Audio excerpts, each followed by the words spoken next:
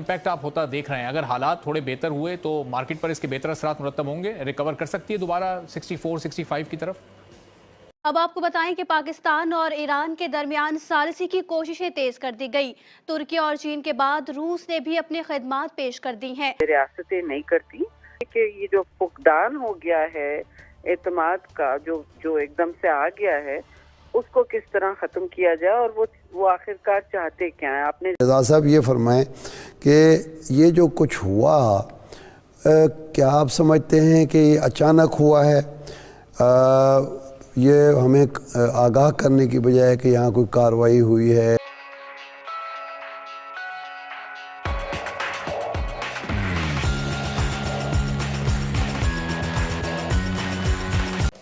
سب depend کرتا ہے کہ اچھی خبروں کو، جس طرح اس خبر نے پاکستان ایران کے جو ہوا ہے ایشو، اس نے بہت ڈیمیج کیا ہے، اور بیچ میں تو 63,000 کا لیول جب ٹوٹ گیا تھا تو لوگ تھوڑا پینیکی بھی ہو گئے تھے، اور ہر آفس میں ہم لوگ تو کیپٹل مارکیٹ میں ہی ہوتے ہیں تو گھومتے ہیں، تو لوگ اپنا سیل آف کر رہے تھے۔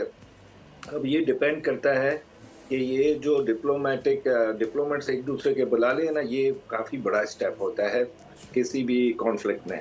تو یہ ایشو کو ریزالو کرنے کے لیے چائنا ابھی واپس آ گیا ہے، کیونکہ چائنا کبھی نہیں چاہے گا کہ پاکستان اس ایسے اسٹیج پر ہے جہاں انفراسٹرکچر کی ڈیولپمنٹ کے لیے پوری دنیا پاکستان کی طرف دیکھ رہی ہے، نہ صرف مڈل ایسٹ بلکہ امریکہ اور چائنا خود بھی، تو کوئی اور کانفلکٹ میں نہ گھسے۔ دوسری طرف ایران کو بھی ریسپریکیٹ کرنا چاہیے کہ بھائی یہ اس ایشو کو کلیئرنس دے، اور جو پوری دنیا کو فائدہ ہوگا اس کانفلکٹ کا، کہ وہ پوائنٹ کریں گے کہ بھائی سب یہ مسلمان کنٹریز کے ایک دوسرے کے دشمن ہوئے ہیں۔ تو یہ ہمارے جیسے ملک جو اب اسٹیج پر ہے انویسٹمنٹ آنے کے، کیپٹل مارکیٹ کے بڑھنے کے، اکانومی کے ٹرن اراؤنڈ کے، اور سب سے بڑا یہ کہ الیکشن کے، ڈیموکریسی کے، تو اس کے لیے تو بالکل افورڈیبل نہیں ہے۔ میرے خیال میں اب سچویشن جو ہے کلیئرنس دے گی منڈے کو۔ کل بھی ہم اسی طرح کے سوئنگ دیکھ سکتے ہیں مارکیٹ کے اندر، لیکن ویکینڈ پر اگر کوئی سالو ہو جائے گا تو منڈے سے پھر آپ اپورڈ موومنٹ دیکھ سکتے ہیں۔ تو یہ جو ریسنٹ ڈیز ہیں پاکستان کی اکانومی کے لیے خاص طور پر بڑے امپورٹنٹ ہیں، کہ جب پاکستان کو آئی ایم ایف سے بھی $70 کروڑ ملے، اس کے پازیٹیو امپیکٹ کی ہم توقع کر رہے تھے، لیکن انفارچونیٹلی یہ خبر جو سامنے آئی پاکستان اور ایران کے درمیان کشیدگی کی، اس طرح کی خبروں سے مارکیٹ پر اتنا زیادہ امپیکٹ 2-3 روز تک کیوں کریٹ ہوتا ہے؟ ظاہر ہے کہ پھر آگے ان کی ہائپ آہستہ آہستہ کم ہوتی ہے، معاملات بہتری کی طرف جاتے ہیں، تو سرمایہ کاروں کا اعتماد کیا ختم ہو جاتا ہے؟ ایک دم سے اپنی انویسٹمنٹ کو وہ نکالنا شروع کر دیتے ہیں؟ دیکھیں، وار کرائی تو کبھی بھی اپنے فیور میں نہیں گئی ہے پاکستان کے، سوائے جب ہم الائز تھے امریکہ کے مشرف کے ٹائم پر، اور وہ جو افغانستان میں ہم لوگ جو موومنٹ دیکھ رہے تھے، اس وقت ہمیں اس وار نے فائدہ دیا تھا کہ بھئی پوری دنیا کے ہم الائز بن گئے تھے، ہم فرنٹ لائن جیسے ہوتے ہیں الائز، اس طرح ہو گئے تھے۔ اب یہ جو ہے یہ وار اگر انٹرنیشنل سپورٹ مل گئی تو یہ تو پھر معاملات صحیح ہو جائیں گے، اور نہیں ملی تو پھر یہ لونلی اکیلے پاکستان اور ایران کی وار بالکل افورڈیبل نہیں۔ اچھا، تو زبردست، اب ظاہر ہے کہ بہت ساری ڈیولپمنٹس بھی ہو رہی ہیں، اور پاکستان میں انٹرنل کچھ میٹنگز بھی کال کی گئی ہیں، اور ظاہر ہے کہ کوشش کی جا رہی ہے کہ اس معاملے کو جتنا جلدی ہو سکے ریزالو کیا جا سکے۔ تو اوورآل پاکستان کی اکانومی پر اس وقت کیا اثرات مرتب ہوں گے؟ اگلے 1-2 روز میں مارکیٹ کی بھی آپ ریکوری دیکھ رہے ہیں، ظاہر ہے پاکستان کو آگے آئی ایم ایف کے ساتھ بھی اپنے معاملات آگے لے کر چلنے ہیں، تو نیکسٹ ڈے اگلے دن جو میٹنگ ہونی ہے، قومی سلامتی کی میٹنگ سے متعلق بھی کہا جا رہا ہے کہ اس کو بھی طلب کیا گیا، تو حالات اب بہتری کی طرف تو آپ کو جاتے نظر آ رہے ہیں؟ جی، مجھے لگ رہا ہے، اور مجھے اس کا ایک انڈیکیشن یہ ہے کہ پولیٹیکل پارٹیز جو ہیں وہ انہوں نے اپنے کینسلیشن نہیں کیے اپنے پروگرام، تو یہ ہے کہ الیکشن کے ٹائم تک، الیکشن جو اب اگر ورکنگ ڈیز دیکھیں تو 15-16 دن رہ گئے ہیں، تو اس کے انڈیکیشن ہو جائے جیسے کا پراسرار سی خاموشی ہے۔ تو ایران میں اس وقت 3 طرف انہوں نے اٹیک کیا، اپنا ہر بارڈر انہوں نے ہاٹ کیا ہوا ہے، تو پاکستان سے تو کبھی اس طرح کے روابط نہیں تھے۔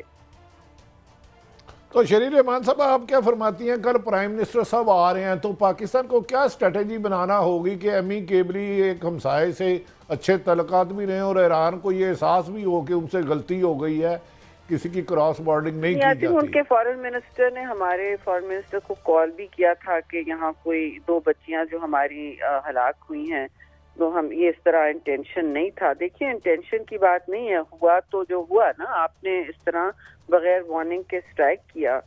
تو اب یہ سچویشن ایسی ہے کہ اب یہ اپنی نیشنل سیکیورٹی کاؤنسل تو کریں گے، مگر دیکھیے یہ مواقع بھی ہیں اس وقت ڈی ایسکلیشن کے.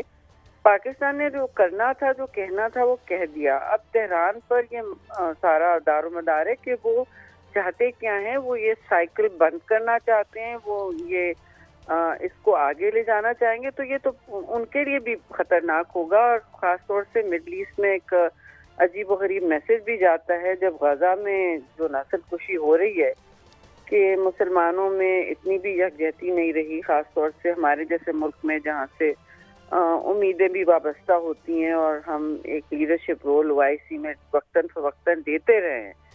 تو یہ ساری باتیں ہیں، اور یہ جو ایران کی سوچ ہے، کس مطلب ہارڈ لائنرز نے یہ کیا ہے ظاہر ہے، اور وہاں سے آگے کیا رد عمل ہوگا اس پر ڈیپینڈ کرے گا. پاکستان نے بالکل اپنی کلیئر کیپیسٹی ڈیٹرنس کی دکھا دی ہے اور اپنا ٹالرنس لیول بھی بتا دیا. یا کوئی کیمپ موجود ہے، براہ راست کارروائی کرنا، یہ کس قدر تشویشناک بات ہے اور اس کے مقاصد کیا نظر آتے ہیں؟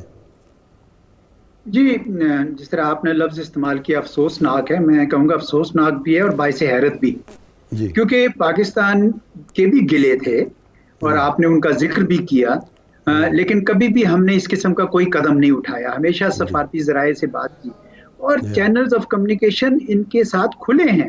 یعنی تہران اور اسلام آباد کے علاوہ وہاں پہ بارڈر کے اوپر FC ہے، سویلین گورنمنٹ کے جو ہمارے ہیں عہدیداران، وہ آپس میں ملتے رہتے ہیں، بات چیت کرتے رہتے ہیں. بارڈر کراسنگ پوائنٹس بنی ہوئی ہیں. تو یہ ان سب کو بائی پاس کر کے آپ ایک اس قسم کا ایکشن لیں، اور جو پاسداران کے نزدیک جو میڈیا ہے، چینل ہے، اخبار ہے، وہ اس کی تشہیر کر رہا ہو اور ایرانی حکومت چپ سادے بیٹھی ہو، اور ایران کا وزیر خارجہ ہمارے وزیر اعظم کو انٹرم وزیر اعظم کو ملے وہاں پہ اور وہ کچھ نہ کہے، تو یہ حیرت کا عمل اس میں زیادہ ہے. اور انہوں نے اتنا بڑا قدم اٹھایا ہے.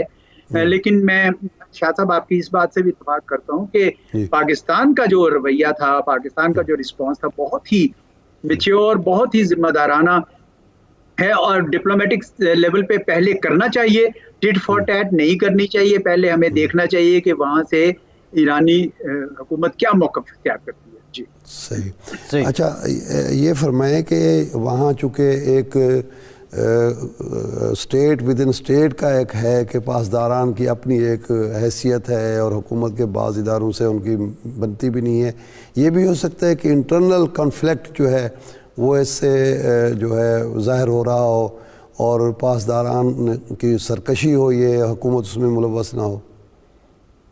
دیکھیں کوئی اندرونی محرکات تو ہو سکتے ہیں، کہا جا سکتا ہے، جس طرح آپ نے بھی کہا اپنے ابتدائیہ میں، عراق میں بھی انہوں نے کیا، پاکستان میں بھی کر رہے ہیں.